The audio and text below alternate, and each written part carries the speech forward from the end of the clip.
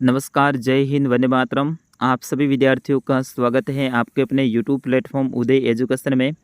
विद्यार्थियों, आज के इस वीडियो में लेके आया हूँ कक्षा 9वीं का स्वास्थ्य एवं शारीरिक शिक्षा का पेपर, जो कि आने वाले अर्धवार्षिक परीक्षा की दृष्टि से वेरी मोस्ट इम्पोर्टेंट रहने वाला है। तो विद्यार्थियों, इस प्रश्न पत्र को अंत तक देखिएगा, इसे ज़्यादा शेयर और लाइक कर दीजिएगा। आप कमेंट करके बताइए कि आप इस वीडियो को कहाँ से देख रहे हैं। चलिए आज के इस प्रश्न पत्र की शुरुआत करते हैं। पहला प्रश्न है 13 से 18 वर्ष तक की अवस्था को कहा जाता है। तो विद्यार्थियों, इसे किशोरावस्था कहते हैं।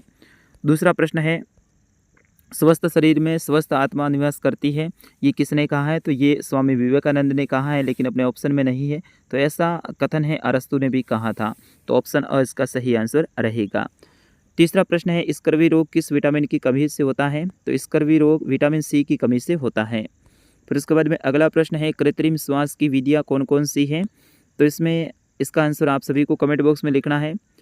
पांचवा प्रश्न है कबड्डी खेल में एक समय में कितने खिलाड़ी खेल सकते हैं? तो कबड्डी में एक समय पे 7 खिलाड़ी खेल सकते हैं। ऑप्शन अ इसका सही आंसर रहेगा। फुटबॉल में 9 और क्रिकेट में 11 खेल सकते हैं। फिर उसके बाद में छठा प्रश्न है खेलों की जनन किसे कहा जाता है? तो खेलों का जनन जन्माष्टमी को कहा जाता है। ऑप्शन द इसका सही आंसर रहेगा। फिर उसके बाद में अगला प्रश्न है श्वसन में कौन सी गैस अंदर जाती है? तो O2 यानी ऑक्सीजन अंदर जाती है और CO2 को अपन छोड़ते हैं। अगला प्रश्न है तन मन से रोगी एवं निर्बल मानव को आत्म शांति के दर्शन कभी नहीं हो सकते हैं, ये किसने कहा है? तो स्वामी विवेकानंद ने कहा है।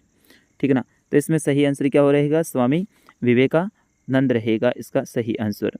फिर उसके बाद में 9वां प्रश्न है तीव्र विकास व वृद्धि की अवस्था कौन सी है? तो वह अवस्था है किशोरावस्था। ठीक है। फिर उसके बाद में 10वां प्रश्न है मुर्गासाल शरीर के किस भाग का व्यायाम है? तो शरीर के सभी भाग का व्यायाम है। इसमें विशेष तौर पे जो आपको सर मुर्गा बनाते हैं वही मुर्गासाल है। इसमें हाथों को पैरों के बीच से होते हुए कानों को पकड़ना होता है और फिर चलते हैं, तो यह है मुर्गासाल। फिर उसके बाद में अगला प्रश्न है प्राणायाम क्या है?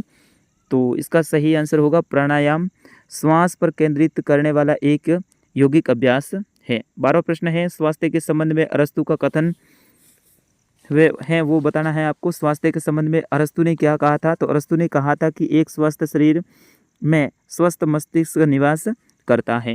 फिर उसके बाद में अगला है जीवनदायिनी गैस कौन सी है? तो वो है ऑक्सीजन। फटाफट मैं बता रहा हूँ क्योंकि आपके समय ज़्यादा मैं वेस्ट करना नहीं चाहता हूँ विद्यार्थियों। अगला प्रश्न है विटामिन ए प्राप्ति के मुख्य स्रोत कौन कौन से हैं? तो विटामिन ए की प्राप्ति के लिए मुख्य स्रोत है वो गाजर, आम, शकरकंद, पपीता, मांस, मछली, अंडे आदि हैं। फिर उसके बाद में अगला प्रश्न है नक्सीर किसे कहते हैं? तो नाक से खून निकलना नक्सीर कहलाता है। विशेष तौर पे गर्मियों के दिनों में जो होता है अपन मारवाड़ी भाषा में से नाकोरी भी कहते हैं, तो ये इसको ही नक्सीर कहा जाता है। अगला है समस्त खेलों की जननी किसे कहा जाता है? तो समस्त खेलों की जननी है वो जन्माष्टमी को कहा जाता है। शारीरिक शिक्षा के उद्देश्य है वो आपको बताने हैं। शारीरिक, मानसिक और बौद्धिक विकास होता है। इसके साथ ही स्वास्थ्य के प्रति व्यक्ति को जागरूक करना इसका मुख्य उद्देश्य भी है। 18वां प्रश्न है किशोरावस्था की विशेषता लिखनी है। तो किशोरावस्था में शरीर तीव्र बढ़ता है। किशोरावस्था है वो 13 से 18 वर्ष के मध्य में होती है। इसमें व्यक्ति के आवाज़ में बदलाव आता है। इस तरह से आप इसमें लिख सकते हैं। फिर उसके बाद में योग को परिभाषित करना है, यानी योग किसे कहते हैं? तो योग एक आध्यात्मिक अनुशासन है जो कि मन, शरीर और बीच में सामंजस्य स्थापित करके ध्यान केंद्रित करता है। योग शब्द संस्कृत के युज शब्द से बना है जिसका अर्थ होता है जोड़ना। स्वास्थ्य का मानव के जीवन में क्या महत्व है वो आपको बताना है। आगे के प्रश्न आपको याद करने हैं। प्राथमिक चिकित्सा क्या है? अवधारणा स्पष्ट करनी है। 22वां सामान्य खेल व साधन के खेलों में अंतर स्पष्ट करना है। 23वां प्रश्न है तार गोला यानी हैमर थ्रो फेंक विधि है उनके बारे में लिखना है। अगर ये नहीं आता तो खो खो खेल का ऐतिहासिक विकास वो आपको लिखना है। 24वां प्रश्न है कर्तव्य क्या है?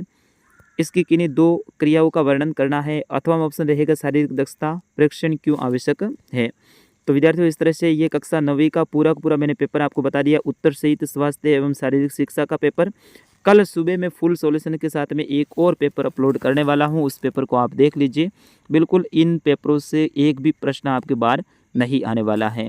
तो विद्यार्थियों, अभी तक आपने चैनल को सब्सक्राइब नहीं किया है तो सब्सक्राइब करके रख लीजिएगा। पूरी की पूरी मैं अर्धवार्षिक के पेपर डालने वाला हूँ, अच्छे से तैयारी आपकी करवाने वाला हूँ और ऐसे ही पेपर आपको हमेशा मिलते रहेंगे। तो फिलहाल इस वीडियो में इतना ही।